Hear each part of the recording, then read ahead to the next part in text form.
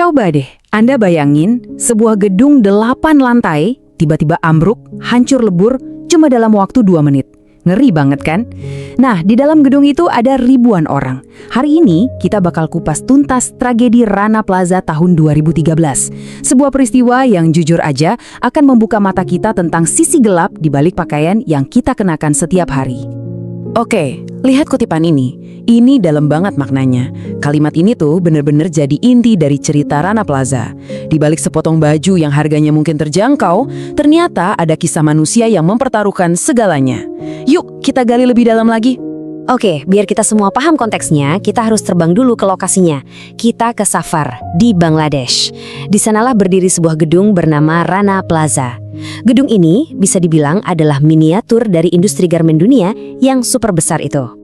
Jadi, penting buat kita tahu ya, Rana Plaza ini bukan cuma sekedar gedung biasa, bukan. Ini tuh ibarat jantungnya industri garmen di Bangladesh. Pusat di mana baju-baju dari merek internasional besar yang mungkin lagi kita pakai sekarang diproduksi. Dan yang paling penting, ini adalah tempat ribuan orang menggantungkan hidupnya. Nah, ini bagian yang paling bikin miris. Tragedi ini sebetulnya sangat-sangat bisa dicegah. Tanda-tanda bahayanya itu udah kelihatan jelas banget loh sehari sebelumnya. Coba kita lihat kronologinya. Gimana semua peringatan ini sayangnya diabaikan. Coba perhatiin deh lini masa di layar. Ini krusial banget. Tanggal 23 April pagi, retakan besar muncul di gedung. Siangnya, bank dan toko-toko lain di lantai bawah langsung dievakuasi. Logis kan? Mereka sadar ada bahaya. Tapi, anehnya, besok paginya, para pekerja garmen yang ada di lantai atas malah disuruh masuk kerja lagi. Dipaksa loh.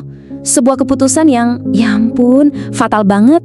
Dan ya, keputusan fatal itulah yang akhirnya membawa kita ke pagi hari tanggal 24 April 2013. Hari di mana semua ketakutan dan peringatan itu jadi kenyataan yang mengerikan.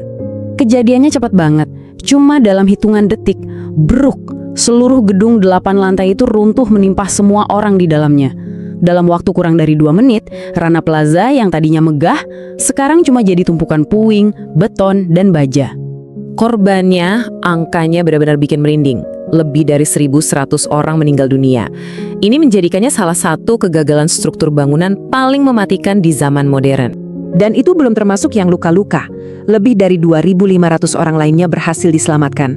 Tapi banyak dari mereka yang terperangkap di reruntuhan berhari-hari dan harus hidup dengan luka permanen seumur hidup mereka. Satu hal yang penting banget buat kita ingat ya, ini bukan cuma statistik. Di balik setiap angka itu ada manusia.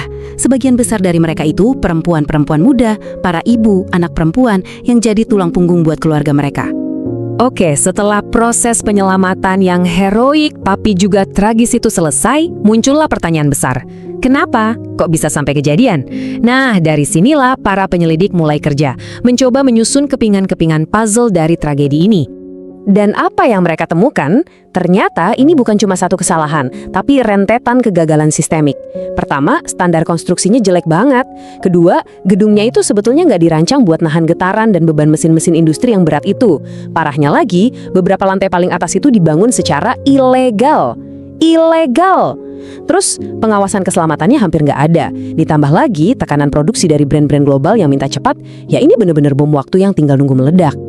Begitu berita ini menyebar, dunia langsung marah. Kemarahan global meledak. Tiba-tiba kita sebagai konsumen mulai bertanya, baju yang saya pakai ini dibuat di mana? Siapa yang buat? Tragedi ini jadi semacam wake up call, titik balik yang memaksa industri fast fashion untuk berbenah diri. Nah, perbandingannya kelihatan jelas banget di sini. Sebelum tragedi, pengawasan keselamatan itu ya seadanya aja, standarnya longgar. Tapi setelah Rana Plaza, muncul inisiatif-inisiatif internasional. Salah satu yang paling penting itu Accord on Fire and Building Safety. Ini bukan lagi imbauan, tapi perjanjian yang mengikat secara hukum. Jadi, brand-brand besar itu harus ikut inspeksi dan memastikan pabrik mitra mereka aman. Jadi, sampai sekarang pun, nama Rana Plaza itu bukan cuma pengingat akan sebuah tragedi. Lebih dari itu, nama ini udah jadi simbol. Simbol perjuangan global untuk keselamatan dan hak-hak para pekerja dimanapun mereka berada. Dan semua cerita ini akhirnya membawa kita ke satu pertanyaan yang mungkin agak nggak nyaman, tapi penting banget. Coba deh, lain kali kita beli baju, kita berhenti sejenak dan bertanya pada diri sendiri, apa pengorbanan di balik label harga ini? Karena setiap helai kain itu punya cerita. Dan tragedi Rana Plaza mengajarkan kita betapa pentingnya untuk mulai mendengarkan cerita-cerita itu.